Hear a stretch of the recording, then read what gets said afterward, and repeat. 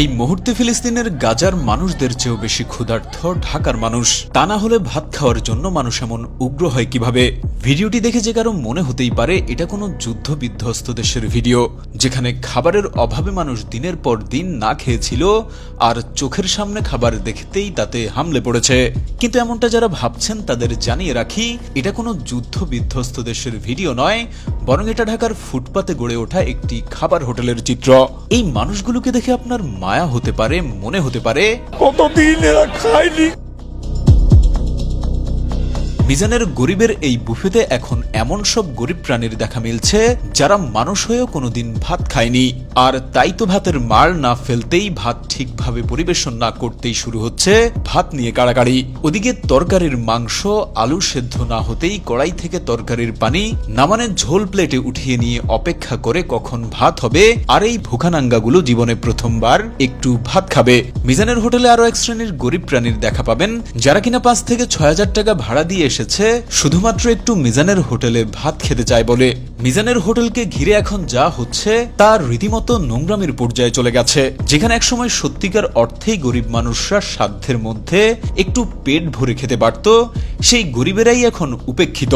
মিজানের হোটেলে এখন তারা খাবার পায় না, খাবার পেতে হলে ১ থেকে ২ ঘন্টা অপেক্ষা করতে হয়। মিজানের গরিবের হোটেলে সত্যিকার গরিবদের জায়গা দখল করে ফেলেছে এক শ্রেণীর শখ করে গরিব সাজা মানুষগুলো, যা সত্যি দুঃখজনক। আমি এই যে 2 বার নিয়েছি, আমি আস্তে আস্তে 14 বার পূরণ করব। টার্গেট নিয়েছি না, ভাতের জন্য দাঁড়ায় আছি মিনিমাম 40 মিনিট যাবো। ভাত নাই, এখন কি করবো? কিছু করার নাই। আলু খাচ্ছেন? আলু খাচ্ছি। 1.5 ঘন্টা পরে খাবার পাইছি। আমি টিকিট লইতে গিয়ে টিকিট পাই না, লইতে পারি না। ওই দেন কত মানুষের ভিড়, হাজার হাজার লোক। এটা যারা রিক্সা চালাইতেছে ওনাদের জন্য খারাপ হইতেছে। ওনারা 1 ঘন্টায় 200, 300, 400, 500 টাকা কাজ করতে পারতো, তো এরা এই জায়গায় সিরিয়ালে থেকে কাজ করতে পারতেছে না। ওই যে কতজন আছে বাইক নিয়ে, বাইকার, ওনারা আসতেছে, আইসা ভিড় করতেছে, তো ওনারা খাবার পাইতেছে না, নিতে পারতেছে না ওনাদের জন্য। তখন কি করতেছে, রিক্সাওয়ালারা বাধ্য হয়ে যাইতেছে গা, চলে যাইতেছে গা খাবার না খায়া। আর কি আর করবো কর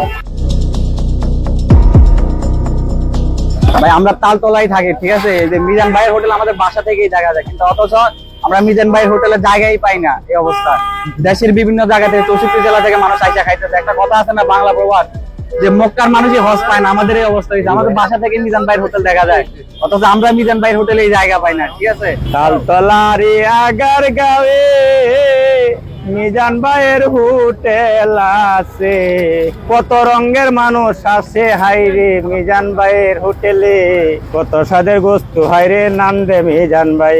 মিজান ভাইয়ের হোটেল আছে, খাইতে আসেন ভাই, কত স্বাদের নাম দা হাইরে নাম দে মিজান ভাই, কত স্বাদের নাম দা হাইরে নাম দে মিজান ভাই।